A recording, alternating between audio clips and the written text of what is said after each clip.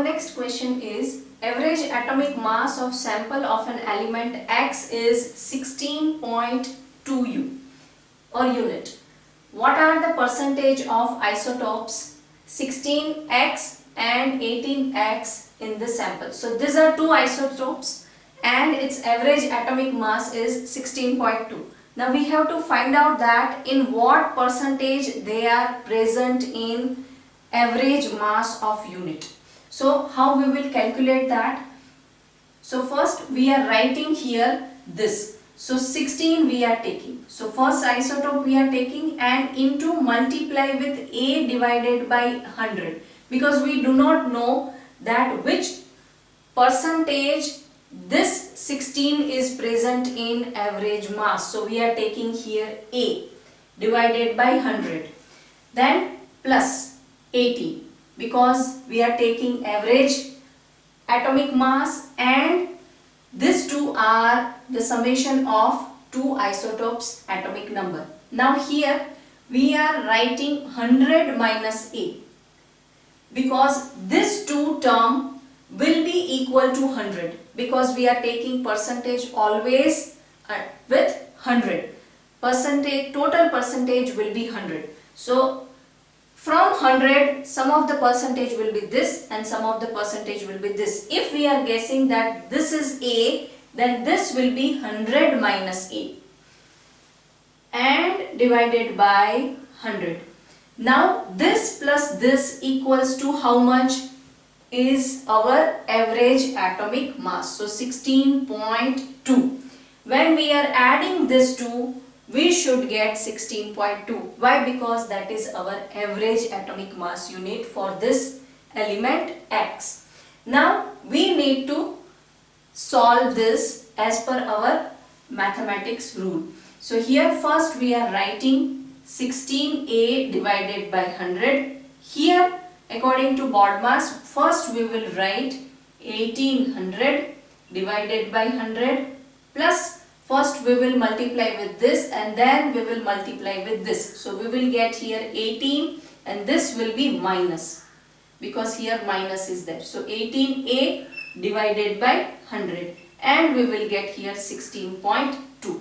Now let us solve this. So this term and this term is equal AA, so we can solve this. So here we will get 16 minus 18. So we will get here minus 2A divided by 100 plus 1800 divided by 100. 1800 divided by 100 and here we will get 16.2. So here we can simplify this like 1800 minus 2A divided by 100. Why? Because in both denominator 100 is there and equals to 16.2. Now we can take this 100 towards this side. This is in the denominator, so it will go in numerator. So it is 1800 minus 2A equals to, when 16.2 will multiply with 100, then it will become 1620.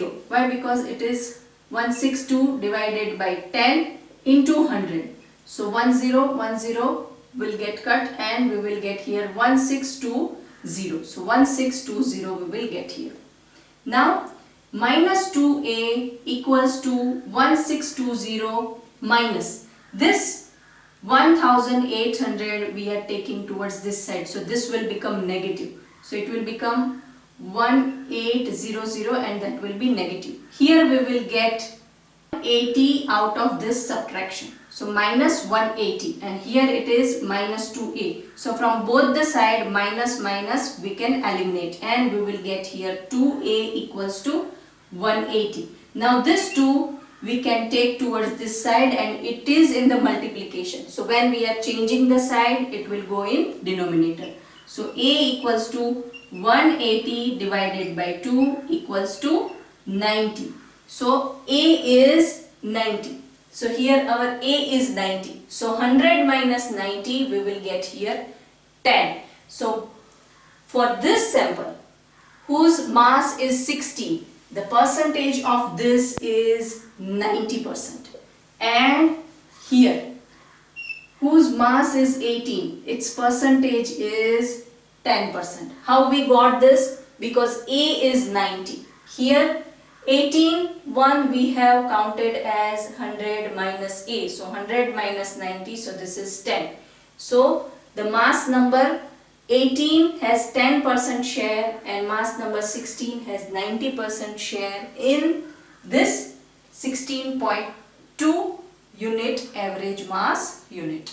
So whenever you are getting this kind of sum, first you write both atomic mass, then you guess first atomic mass percentage as A, and then the latter one will be 100 minus A, and then you solve according to our mathematical rule, and the thing which we will get at the last will be our A, that is percentage of first isotope.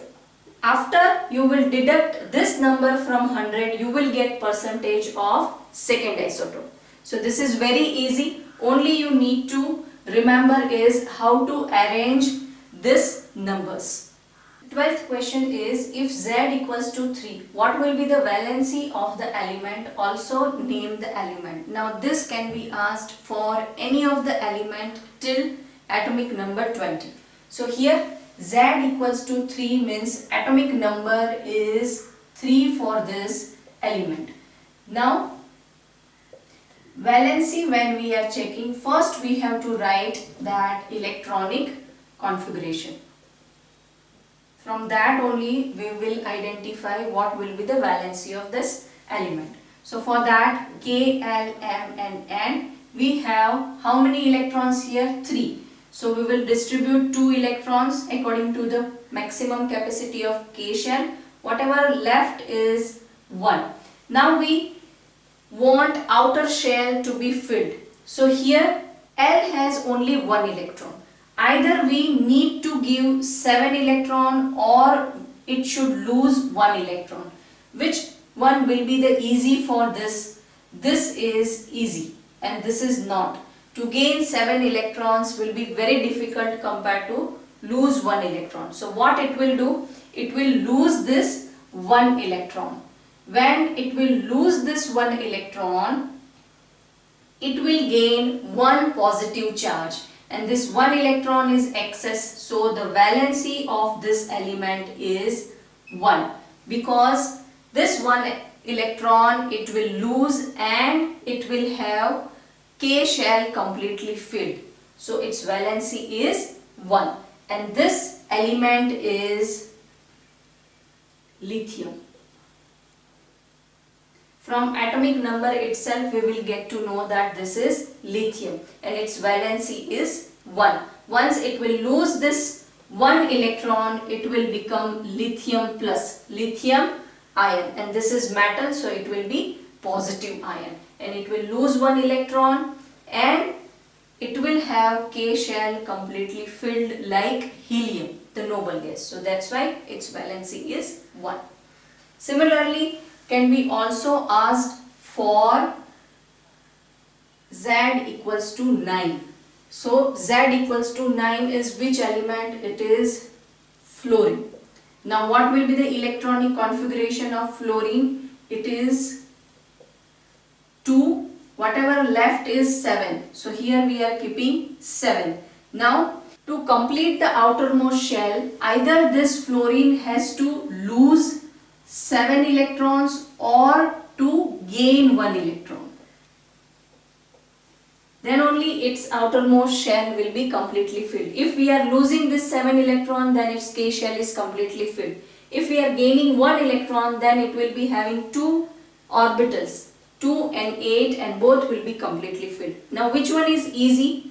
This is easy. To gain 1 electron is easy rather than to lose 7 electrons. So it will gain 1 electron and it will become 2, 8, and it will become fluorine minus. It is gaining 1 electron, so it will make fluoride ion, 1 negative ion with 1 negative charge, and fluoride ion.